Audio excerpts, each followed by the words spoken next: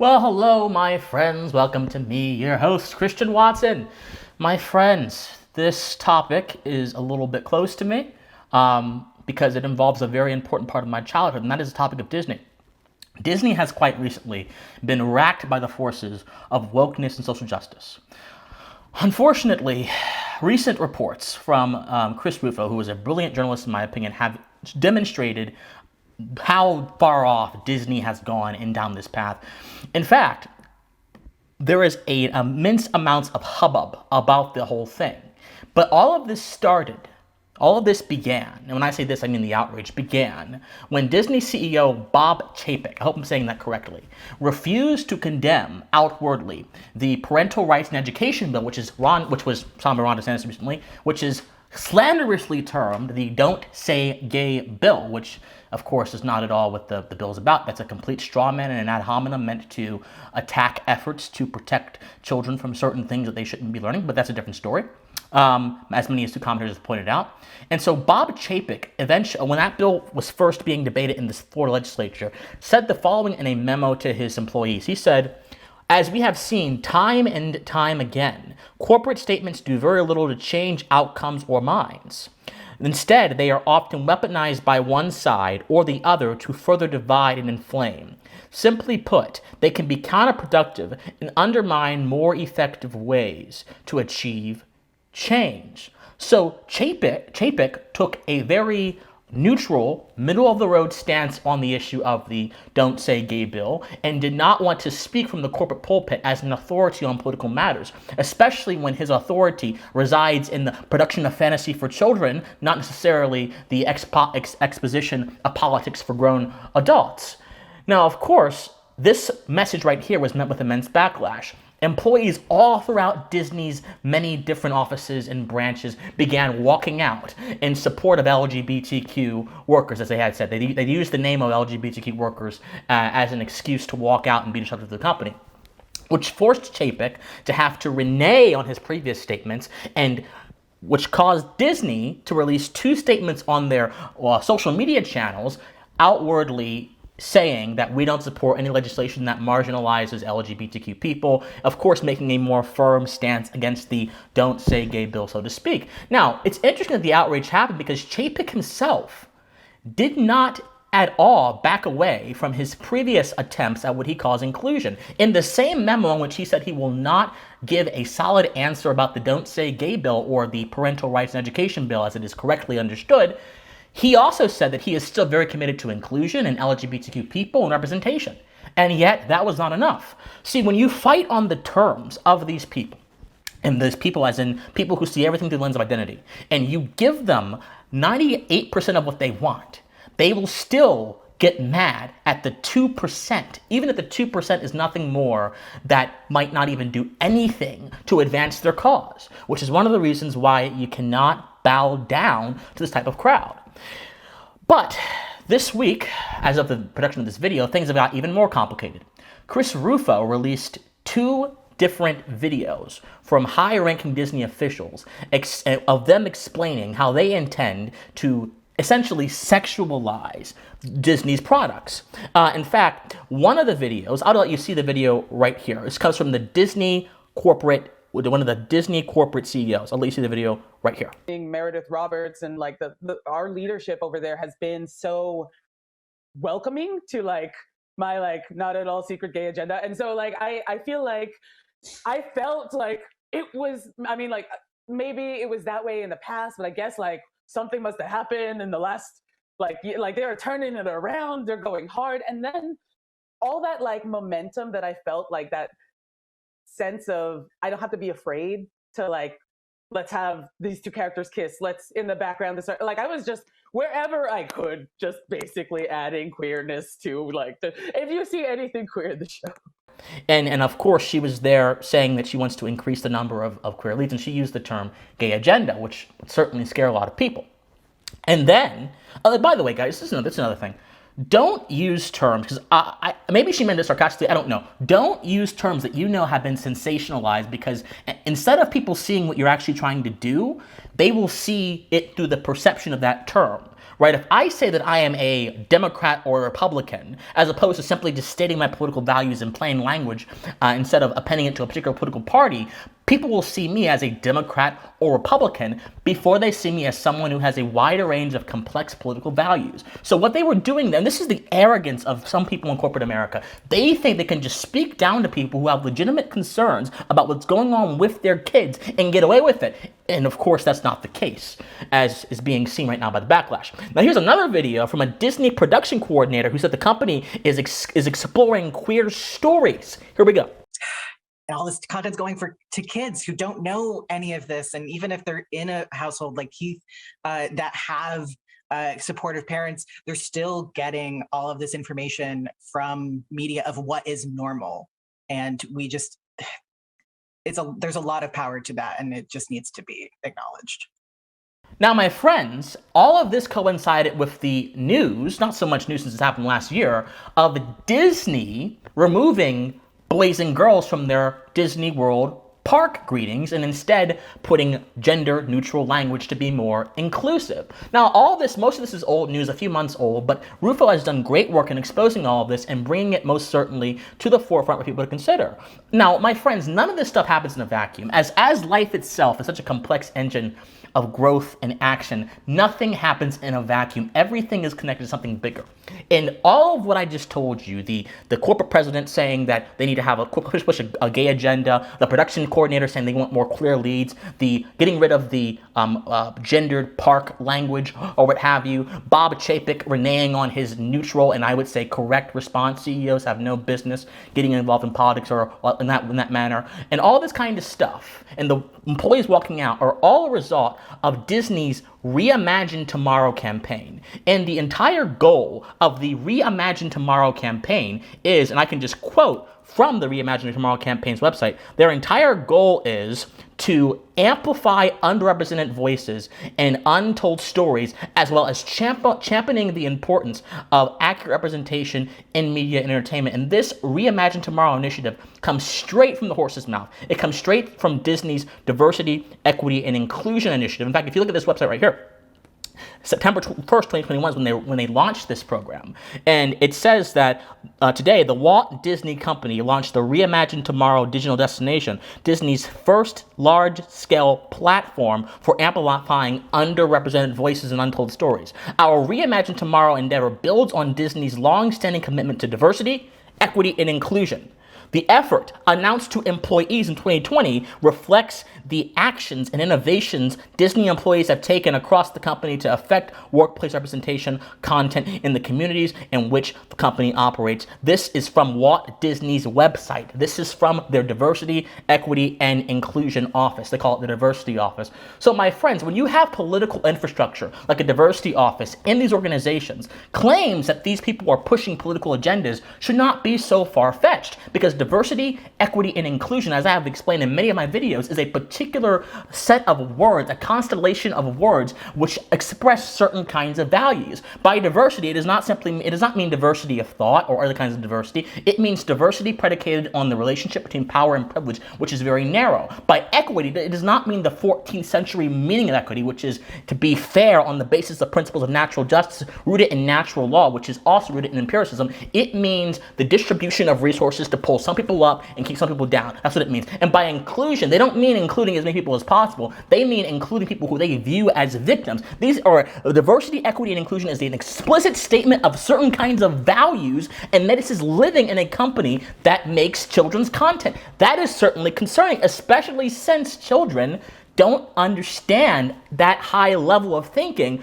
but they will certainly understand and observe everything that is downstream from that high level of thinking. But also, the very word reimagine is actually quite popular in critical social justice initiatives and literature.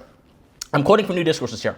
It says, within the ideology of critical social justice, it is maintained that the manifestation of institutions, norms, and other social phenomena have been created from within extant and oppressive systems of power, and were thus designed to uphold and maintain those systems. So basically the idea is that these systems and institutions that exist in society were created to oppress certain people and to uphold norms that are oppressive. Thus, this continues, to reimagine systems of any kind as purveyors of critical social justice ideology or theories would have it, implies rethinking or reimagining the fundamental assumptions that those underlie those systems, and then fundamentally reorganizing them in line with the relevant critical theories that drive their thinking, as any other vision would merely reproduce the allegedly oppressive status quo and its power dynamic. So when Disney used the word reimagine, that word has a certain context to it, which is entirely political, it is philosophically dead, and it simply means to uproot the assumptions that certain institutions are built upon. In the case of the American experiment, to uproot the assumptions of the Enlightenment, natural law, and freedom, all that kind of stuff, and to put in place the ideas of diversity, equity, and inclusion, and these sort of ideas that are based off of postmodernism, that are based off of, rejecting the relationship between human beings and objective reality, which are based off of seeing everything interpreted in terms of power and privilege, in terms of social structures, which are based off of lies that are confined to the local and ignore the universal. And Disney quite literally has this language in their company, has this an office in their company for this. And anyone who says, because CNN said that the right is just making this a big deal out of nothing. Here's the article that says this.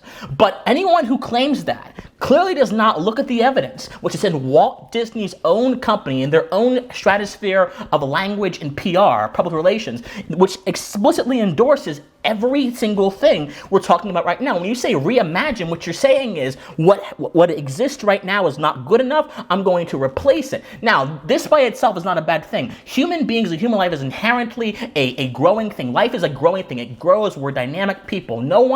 Anyone who does not grow is already dead. We all grow in our thinking and our living. That's fine. But the question is, what do you replace old ideas with? If you replace old ideas with new ideas that are inherently illogical, that are irrational, that reject reality, that reject certain kind of principles, and push other kind of principles onto people, that is pernicious. But when you do so in a context that involves children who don't have the intellectual firepower to fight back against this excursion upon their souls, upon their minds, then that is vile. And that's what Disney's doing right here. My friends, Disney was originally founded, we gotta go back to first principles, was originally founded upon the idea of imagination and fantasy. But those ideas were not held in isolation, because Disney and many of their classic movies used fantasy as a means of instructing people about universal principles that are endemic to the human experience, of instructing kids about certain things that they could relate to in their own life experience as human beings, not as black folk, white folk, as human beings, and thus allowing us to have a better idea of reality. Imagination was used as a vessel for truth in many of Disney's past films.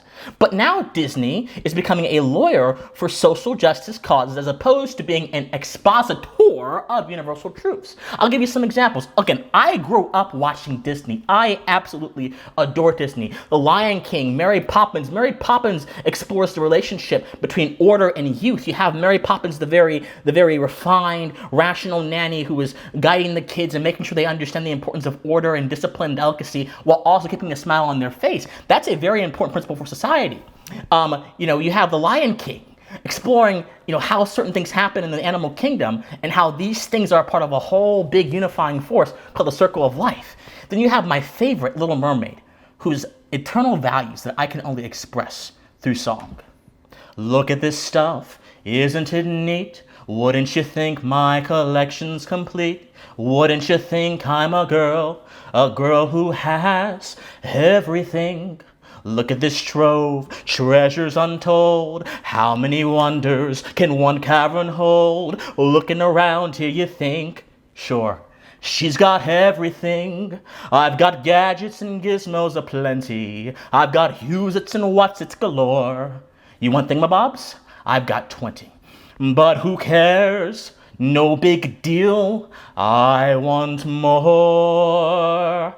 I want to see where the people are. I want to see them dancing, walking around on those, what do you call them?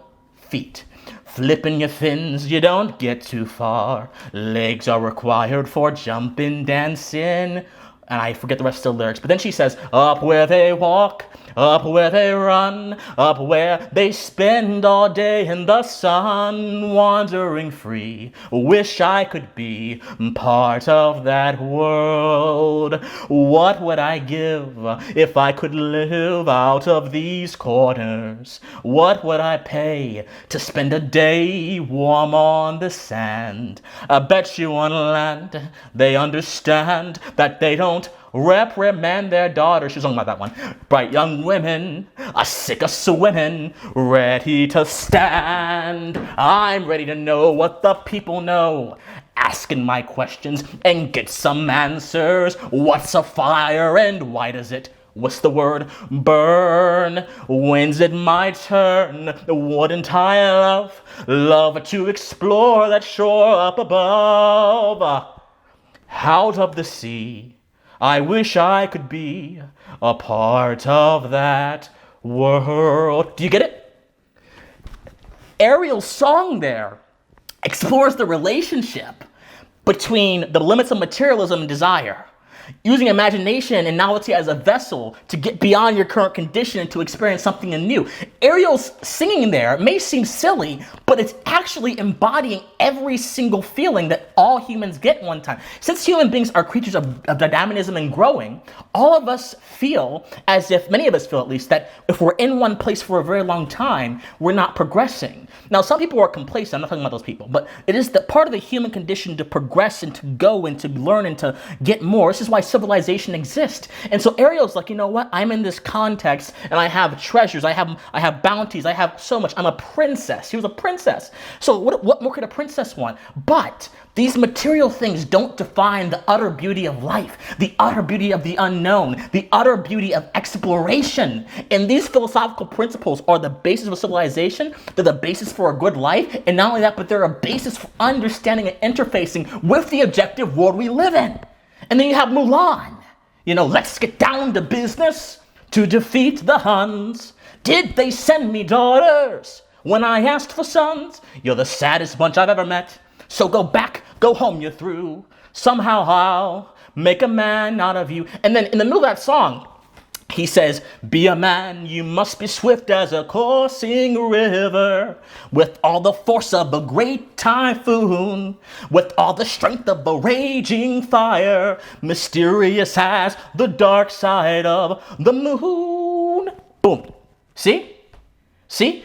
So in that song right there, the principles of manhood are expressed and articulated in such a way that they're not simply the principles of manhood, but they can also be universal, because in Mulan, the girl in that movie, the main character, was in the army fighting and training, and the guy is saying, I'll make a man out of you. She's a woman, which is a little bit interesting because today women are considered malleable, but she's a woman, and here she is embodying the principles of manhood in that little song there. And that showed the universality of certain actions to the human condition. This is what Disney used to be about. And then don't get me started on High School Musical, man. If I listen to High School Musical, I will start dancing. I'll start breakdancing. I'm not even gonna sing it because I'll start breakdancing.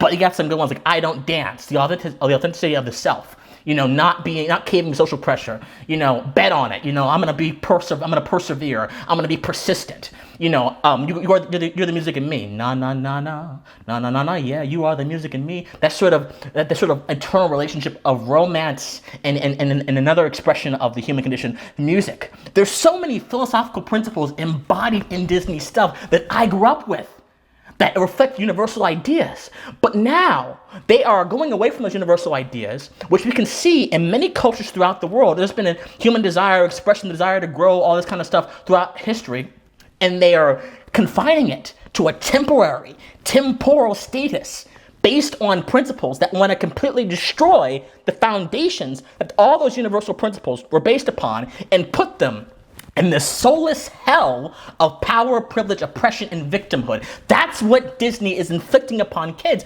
by and through these measures.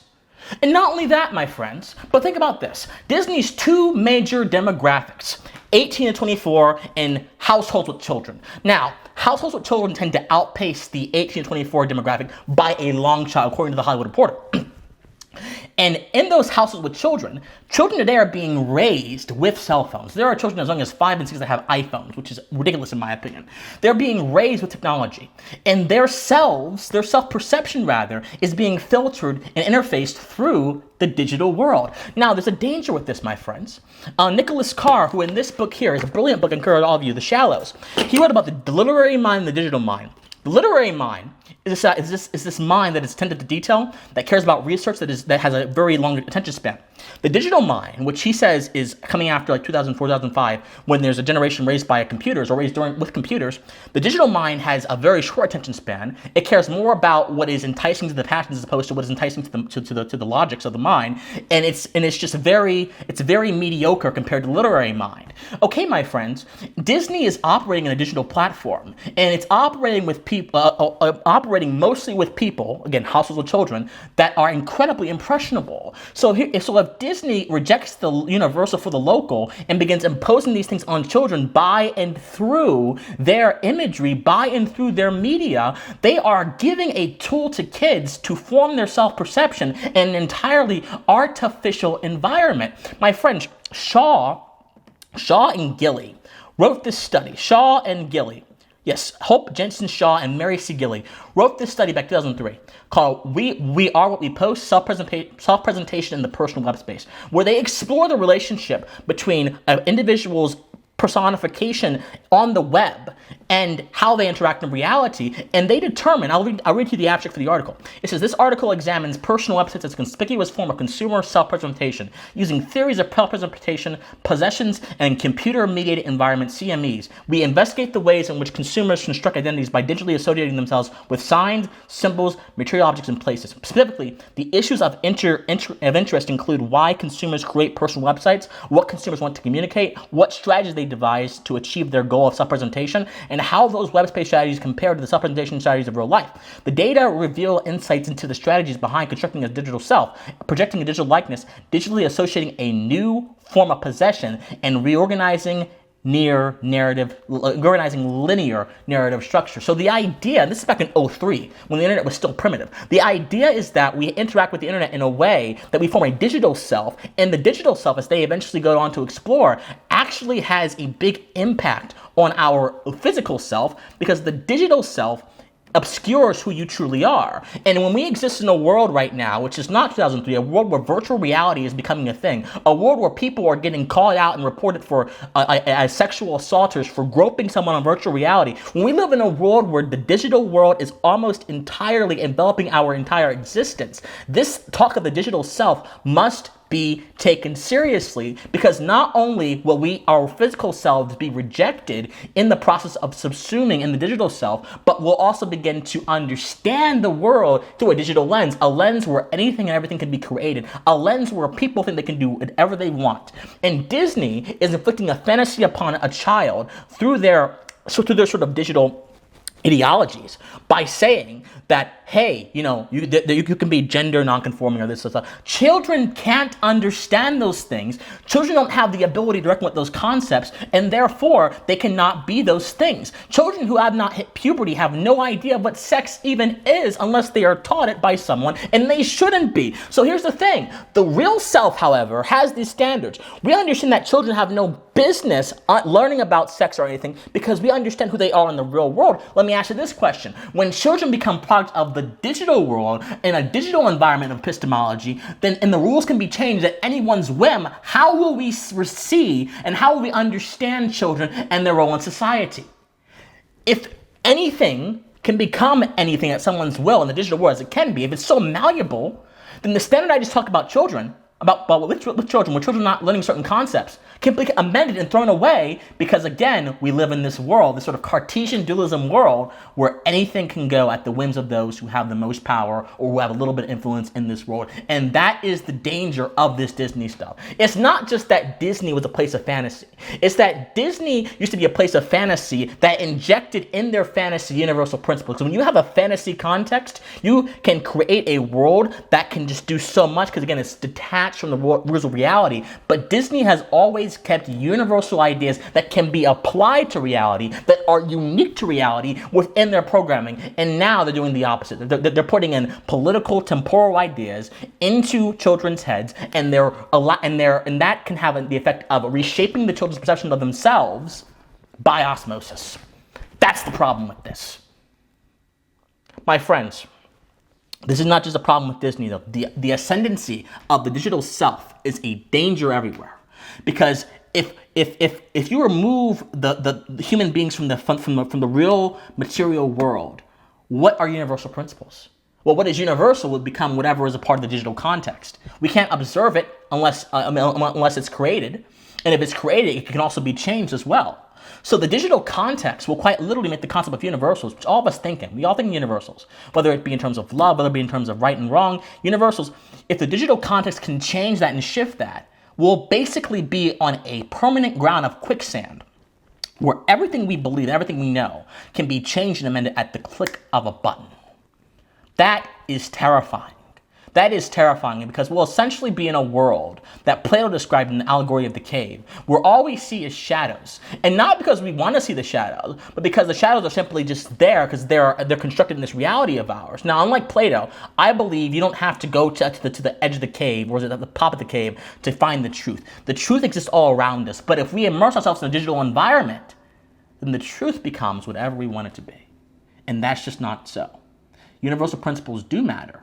There are certain things that you cannot do in this reality without something going wrong. There's a clear relationship between cause and effect. And these are material ideas that we have to understand if we're going to continue to keep civilization going, if we're going to continue to be morally responsible people, and if we're going to continue to treat children as they're supposed to be treated, not as subjects for our own personal social experimentation, but as jewels who are in the grasp of innocence, who deserve to be nurtured, to be good, caring, loving people, not people motivated by politics. And if you don't do that, if you don't nurture them in the right way in the real world, and you allow them to be digitized, this is what happens. We see right here. Some things never change, except my brother's become my sister. Wow, my brother, my sister is now a sister.